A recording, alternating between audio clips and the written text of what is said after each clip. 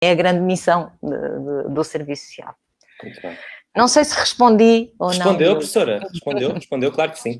E para pegar, parece que não foi estudado, mas não, está a ser felizmente coincidente. A profissão, quer nós queiramos, quer não, e agora pondo a questão feminista à frente, está associada às mulheres. A sua própria história do assistente social, e corrija-me se eu estiver errado, está associada às mulheres. E talvez por isso, como a doutora Júlia dizia também nesta entrevista ao Diário de Notícias, ainda hoje seja uma profissão maioritariamente constituída por mulheres. Em Portugal nasceu em 1935, passou por várias épocas históricas e políticas, hoje contabiliza mais de 20 mil técnicos e tem feito, de facto, um caminho que, para alguns, e provavelmente para grande parte da sociedade, que ainda não reconhece como este profissional devia ser reconhecido, e para outros é, de facto, um profissional cheio, importante, interventivo nas suas dimensões, como já explicou muito bem, seja ela uma dimensão ética, seja ela uma dimensão operativa e também seja ela uma dimensão política, mas a profissão também foi marcada, e em alguns contextos continua a ser marcada pela precariedade, por salários baixos, por desemprego e por outros contextos desfavoráveis à prática da profissão. E a terceira pergunta, em jeito de respeitosa provocação, a palavra assistente, antes do social, poderá ainda continuar a preconizar uma imagem assistencialista de intervenção do assistente social, ou não? Porque não só através da sua história enquanto prática e ciência, mas também pelas imagens e pelas ideias pré-concebidas que falava anteriormente, que a sociedade, infelizmente, ainda terá deste profissional. Ou não estará de acordo com esta minha reflexão? Não deixa de ter alguma razão.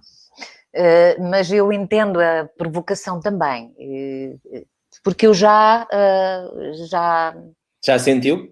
Já senti, sofri, digamos assim, essa provocação várias vezes, relativamente ao nome. Uma vez um amigo meu, inclusivamente, disse que nós devíamos mudar o nome da profissão. E então, qual era a sugestão? E eu disse, peço desculpa. Força. E eu disse que não concordava, porque assim, a nossa história é a nossa história, nós não temos que estar a enjeitar aquilo que é a nossa história. Agora, o caminho foi um caminho de grande evolução. Nós sabemos como é que surgiu a profissão, com a necessidade de, no fundo, trabalhar de uma forma mais organizada para, já há pouco falei nisto, diminuir, no fundo, contribuir para diminuir as tensões dentro da sociedade. E era preciso, de facto, haver também profissionais que, de uma forma mais organizada e mais científica, digamos assim, tivessem esse papel. A nossa profissão surge assim. A Mary Richmond, quando pega, até na influência da medicina, da parte médica, e constrói aquilo que é o diagnóstico social, está, no fundo, a organizar, e friso bem isto, o diagnóstico social é marco na nossa profissão. Não é? Hoje em dia também toda a gente fala em diagnóstico social, mas isso... E também marco naquilo que foi a deixar de lado aquilo que era um modelo biomédico da intervenção, provavelmente também. Que não deixou, de qualquer forma. Não deixou, sim. Não deixou. Há uma grande influência a esse nível e houve épocas em que se aprendia o serviço social de caso e, portanto, a metodologia como pedido, estudo, diagnóstico, intervenção ou tratamento, percebe? A influência era assim. Mas isso foram tempos. Agora, nós também não nos podemos esquecer da influência, por exemplo, de uma Jane Addams, que eu gosto imenso de falar da Jane Addams. que ela foi uma grande revolucionária. Ela teve uma influência enorme no surgimento da profissão. E o que é que ela fez? Ela trabalhou na comunidade e com as comunidades, para exatamente no sentido da mudança dessas comunidades. Não podia alterar o sistema capitalista, mas de qualquer forma, ela pelo menos abanava um pouco o sistema, não é? Mostrando que com determinadas condições as pessoas também mudavam. Podiam viver melhor. E podiam viver melhor e ter um papel também um pouco diferente dentro da sociedade. E o papel dela é, sobretudo, um papel importantíssimo ao nível da estima de si próprios, portanto, dessas comunidades. E, portanto, há aí uma influência extremamente positiva, que nós nem sempre vamos buscar essa influência, centramos-nos mais na Mary Richmond, que com certeza que tem a sua importância, mas eu costumo dizer que nos esquecemos um pouco de Jane Addams e talvez por isso a nossa profissão também, depois de termos desenvolvido os diferentes métodos de intervenção, não é? O caso, grupo e comunidade. A comunidade, eu acho que foi a grande mudança no desenvolvimento dos métodos em serviço social e, no entanto, nós nos últimos anos temos andado um pouco distraídos com esse método de comunidades. O serviço social de natureza coletiva tem que voltar a ter a sua importância, do meu ponto de vista. Houve um regressar ao passado? A própria forma como as políticas sociais se reorganizaram por influência das ideias neoliberais vieram empurrar-nos para o individual. Okay. E para uma filosofia mais assistencial. Quando nós já tínhamos feito, estou a falar de Portugal, sim. um percurso interessantíssimo em que a parte da assistência passou a ser também uma dimensão do direito social. E é sobre isto que eu acho que nós temos que lutar. Por isso eu não tenho qualquer problema em me chamar assistente social, voltando à sua questão. Sim. É uma questão de nós compreendermos a nossa história. E o campo da assistência evoluiu também, como o serviço social evoluiu também. Portanto, nós, de um campo mais assistencial, no sentido, como estava a dizer o Diogo, assistencialista,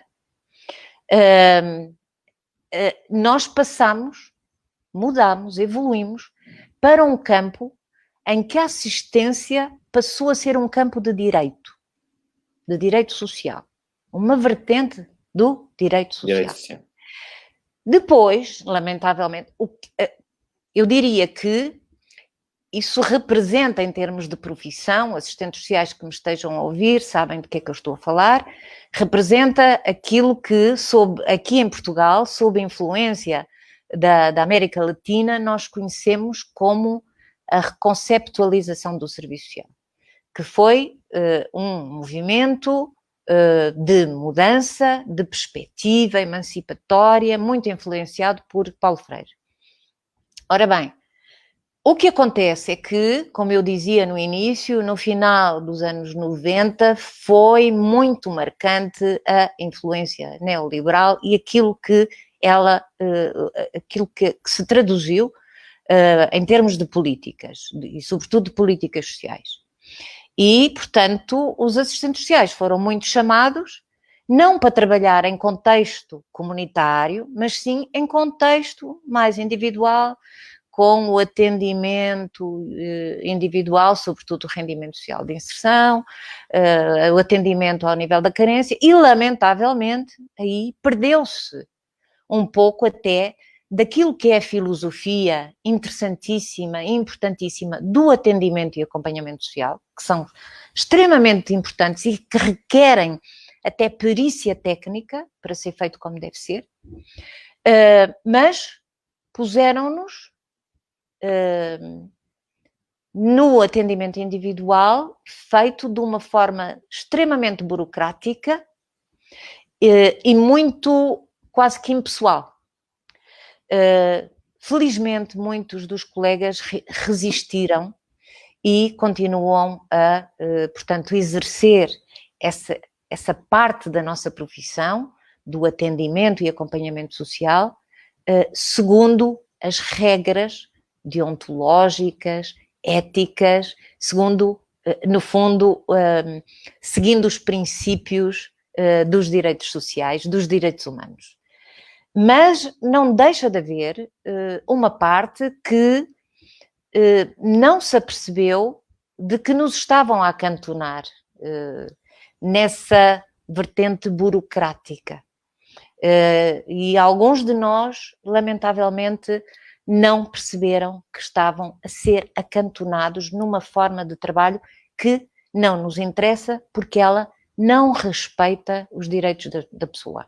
Não permite que o cidadão seja tratado com dignidade.